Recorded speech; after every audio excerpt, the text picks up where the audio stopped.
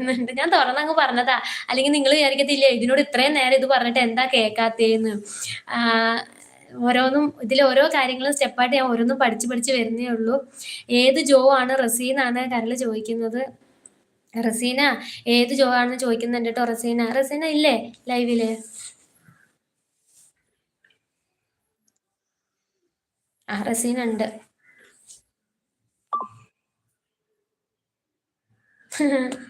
Okay Razeena ഉണ്ട്. അക്ഷയ് ലക്ഷ്മി ചേച്ചി ലൈവിൽ പോയി എന്നൊക്കെ പറയുന്നു. സുനിൽ ചേട്ടൻ സുനിൽ ചേട്ടൻ പോകുന്നേന്ന് പറയുന്നുണ്ട് കേട്ടോ.